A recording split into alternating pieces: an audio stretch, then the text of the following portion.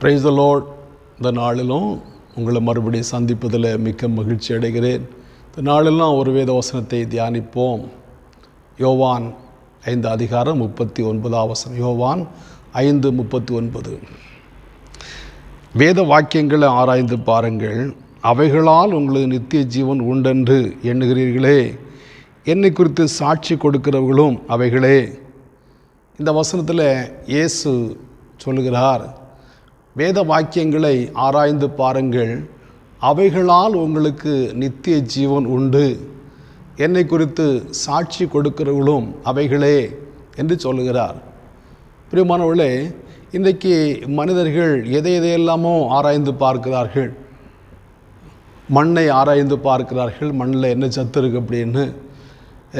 பல பொருட்களை ஆராய்ந்து பார்க்கிறார்கள். ஆழமாய் ஆழ்துளை கிணறு போட்டு உள்ள பெட்ரோல் இருக்கிறதா, டீசல் இருக்கிறதா, அல்லது தங்கம் இருக்கிறதா, இரும்பு இருக்கிறதா என்று சொல்லி ஆராய்ந்து பார்க்கிறார்கள். பலவிதமான ஆராய்ச்சிகள் ஒவ்வொரு நாளும் நடந்து கொண்டே இருக்கிறது. ஆனால் இயேசு சொல்லுகிறாரு, நீங்கள் வேத வசனங்களை ஆராய்ந்து பாருங்கள், அவைகளால் உங்களுக்கு நித்திய ஜீவன் உண்டு என்று. இன்றைக்கு அநேகர் வேத வசனங்களை வாசிக்கிறார்கள், ஆனால் அவைகளை தியானிக்கிறதான பழக்கம் அநேகருடைய வாழ்க்கையில் இல்லாமல் குறைவாய் காணப்படுகிறது. ஆனால் வேத வசனங்களை நாம் ஆராய்ந்து பார்ப்போமானால் இந்த வேத வசனங்களெல்லாம் நமக்கு நித்திய ஜீவன் உண்டு. இன்றைக்கு இருக்கிறதான ஜீவன் தற்காலிகமான ஜீவன், நிரந்தரம் இல்லாத ஜீவன். அது கொஞ்ச காலம் தோன்றி பின்பு தோன்றாமற் போகிறதான ஒரு ஜீவனாய் காணப்படுகிறது. காலையில் பூ பூத்து மாலையில் உதிர்ந்து போகிறதான புல்லின் பூவை போன்றதான வாழ்க்கையாய் காணப்படுகிறது. எந்த ஒரு பொருளுக்கும் கேரண்டி உண்டு. ஆனால் மனிதனுடைய வாழ்க்கைக்கு, ஜீவனுக்கு ஒரு உத்தரவாதம் இல்லாத ஒரு உலகத்தில் வாழ்ந்து கொண்டிருக்கிறோம். காரணம், நம்முடைய ஜீவன் ஒரு நிரந்தரம் இல்லாததான ஜீவன், தற்காலிகமான ஜீவன். என்றைக்கு இந்த ஜீவன் இந்த சரீரத்தை விட்டு வெளியே போகும் என்று தெரியாது. நிரந்தரமானது நித்திய ஜீவன். நித்திய ஜீவனை ஆண்டவர் வைத்திருக்கிறார். அதை பெற்றுக்கொள்ள வேண்டுமானால் வேத வசனங்களை நாம் ஆராய்ந்து பார்க்க வேண்டும் என்று இயேசு சொல்கிறார். மாத்திரமல்ல, என்னை குறித்து எழுதியிருக்கிறவர்களும் அவைகளே என்று சொல்கிறார். இப்போ இயேசுவை நாம் இன்னும் ஆழமாய் அறிந்து கொள்ள வேண்டுமானால் இயேசு எப்படிப்பட்டவர், இயேசுவை நான் நம்பினா நம்முடைய வாழ்க்கையில் என்ன நன்மை உண்டாகும், இயேசுவை பின்பற்றுவோமானா நம்முடைய வாழ்க்கையில் எதை நாம் பெற்றுக்கொள்ள முடியும் என்று நாம் வேத வசனங்களை ஆராய்ந்து பார்ப்போமானால் இயேசுடைய சுபாவங்களை, இயேசுடைய நற்பண்புகளை நாம் பெற்றுக்கொள்ள முடியும். மாத்திரமல்ல, இயேசு பிறப்பதற்கு பல 100 ஆண்டுகளுக்கு முன்பதாக இயேசுவை குறித்து தீர்க்க தரிசனங்கள் சொல்லப்படுகிறது. ஆதாம் ஏவாள் நாட்களில் ஆண்டவர் ஸ்திரீயின் வித்து என்று சொன்னார். இப்படி அநேக காரியங்களை நாம் வேத வசனத்தை ஆராய்ந்து பார்க்கும்போது மாத்திரம்தான் நாம் அவைகளை அறிந்து கொள்ள முடியும். ஏசாயால வாசிக்கும்போது கர்த்தருடைய புத்தகத்தில் தேடி வாசியுங்கள், அவைகள் ஜோடு இராது, அது கர்த்தருடைய ஆவியானவர் அதை ஒன்றிணைப்பார் என்று நாம் வாசிக்கிறோம். அப்போ கர்த்தருடைய புத்தகத்தில் தேடி பார்க்க வேண்டும். அது இங்கே கொஞ்சம் அங்கே கொஞ்சமாக இருக்கும். இந்த வசனத்துக்கு ஒரு வசனத்துக்கு இன்னொரு வசனம் ஜோடு இல்லாமல் இராது என்று ஏசாயை கொண்டு ஆண்டவர் சொல்லுகிறார். அப்படியானா வேத வசனங்களை நாம் ஆராய்ந்து பார்க்கும்போது நமக்கு நித்திய ஜீவன் உண்டு. இயேசுவை குறித்து அறிந்து கொள்ளலாம். இன்னும் அநேக காரியங்களை நாம் புரிந்து கொள்ள முடியும். அப்போஸ்தலர் 17:11 வாசிக்கும்போது அந்த பட்டணத்தார் மனோவாஞ்சியாக காரியம் இப்படி இருக்கிறதா என்று சொல்லி வேத வசனத்தை அனுதினம் ஆராய்ந்து பார்த்தபடினாலே தெசலோனிக்கே பட்டணத்தில் உள்ளவளை பார்க்கலும் நற்குணசாலிகளாய் மாற்றப்பட்டார்கள் என்று வாசிக்கிறோம். அப்படியானால் வேத வசனத்தை நாம் ஆராய்ந்து பார்க்கும்போது நம்முடைய சுபாவம் மாற்றப்படுகிறது, நற்குணசாலிகளாய் மாறினார்கள் என்று வாசிக்கிறோம். வேத வசனத்தை நாம் ஆராய்ந்து பார்க்கும்போது நம்முடைய சுபாவம் மாறுகிறது. இப்போ இருக்கிறதான அந்த கெட்ட சுபாவங்கள் மாறி நல்ல சுபாவங்கள் உண்டாகிறது. வேத வசனத்தை ஆராய்ந்து பார்க்கிறவர்கள் திருடுகிறவர்களாக இருந்தால் திருட மாட்டார்கள், கொள்ளையடிக்கிறவர்களாக இருந்தால் அப்புறம் கொள்ளையடிக்க மாட்டார்கள், பொய் பேசுகிறவர்களாக இருந்தால் அப்புறம் பொய் பேச மாட்டார்கள். அவருடைய சுபாவங்கள் மாற்றப்படுகிறது. கஞ்சத்தனமாக இருக்கிறவர்கள் தயாள குணம் உள்ளவளாக மாற்றப்படுவார்கள். இயேசு சொன்னார், அழிந்து போகிற உலக பொருட்களினாலே அழியாத சிநேகிதரை சம்பாதியுங்கள் என்று. அப்படியானா இந்த வேத வசனங்களை ஆராய்ந்து பார்க்கும்போது அழிந்து போகிறதான உலக பொருட்களினாலே அழியாத சிநேகிதரை நான் சம்பாதிக்க முடியும். அப்படி நம்முடைய சுபாவங்கள் மாறும். மாத்திரமல்ல, அநேக காரியங்களை நாம் நம்முடைய சுபாவ மாற்றத்தில் நாம் புரிந்து கொள்ள முடியும்.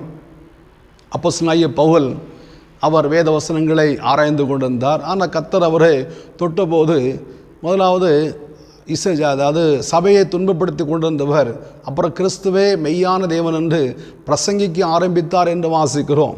அவருடைய வாழ்க்கையில் சுபாவ மாற்றம் உண்டானது. சகேயு மற்றவர்களை கொள்ளையடித்து கொண்டிருந்தான், அநியாயமாய் வரி போட்டு வாங்கி சொத்துக்களை சேர்க்கிறவனாக. ஆனால் இயேசுவை அறிந்து கொண்ட பிற்பாடு அவருடைய சுபாவம் மாற்றப்பட்டது.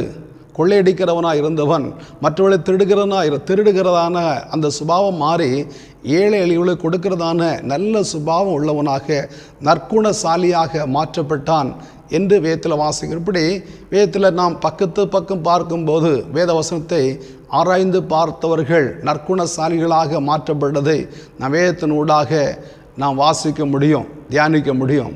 அப்போ வேத வசனங்களை நாம் ஆராய்ந்து பார்க்கும்போது நமக்கு நித்திய ஜீவன் உண்டு, நம்ம நற்குணசாலிகளாக மாற்றப்படுகிறோம். ஆகையினால தான் எஸ்ரா 7:10 வாசிக்கும்போது எஸ்ரா வேத வசனங்களை ஆராயவும் அதன்படி செய்யவும் தன்னுடைய இருதயத்தை பக்குவப்படுத்தி இருந்தான் என்று வாசிக்கிறோம். இப்போ வேத வசனத்தை நாம் வாசிக்கிறோம், அதை ஆராய்கிறோம், ஆராய்ந்து விட்டு அதன்படி செய்ய நம்முடைய இருதயத்தை பக்குவப்படுத்த வேண்டும்.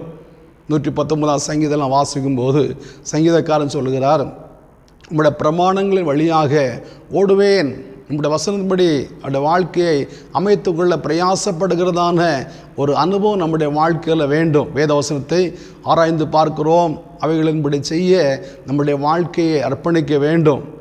இயேசு சொன்னார், நான் சொல்லி இந்த வார்த்தைகளை கேட்டு அதன்படி செய்கிறவனை யாருக்கு ஒப்பிடுவேன்? ஆழமாய் தோண்டி கற்பாறையின் மேல் அஸ்திபாரம் போட்டு வீட்டை கட்டினதான புத்தியுள்ள மனிதனுக்கு ஒப்பிடுவேன் என்பதாக வேத வசனங்களை ஆராய்ந்து பார்த்து அவைகளின்படி நாம் செய்ய முற்படும் போது, இந்த வேத வசனத்தின்படி நம்முடைய வாழ்க்கையை அமைத்து கொள்ளும் போது நாம் புத்தியுள்ள மனிதர்களாக மாற்றப்படுகிறோம். மாத்திரமல்ல, ஆண்டவருடைய வார்த்தையை கேட்டு அதன்படி செய்கிறவர்களை ஆண்டவர் நேசிக்கிறார். அது அவர் என் வார்த்தைகளை கை கொள்ளுகிறவன் என்னில் நிலைத்திருக்கிறான் என்று இயேசு சொல்கிறார். வேத வசனத்தை ஆராய்ந்து பார்த்து அவைகளின்படி நம்முடைய வாழ்க்கையை அமைத்து கொள்ள வேண்டும்.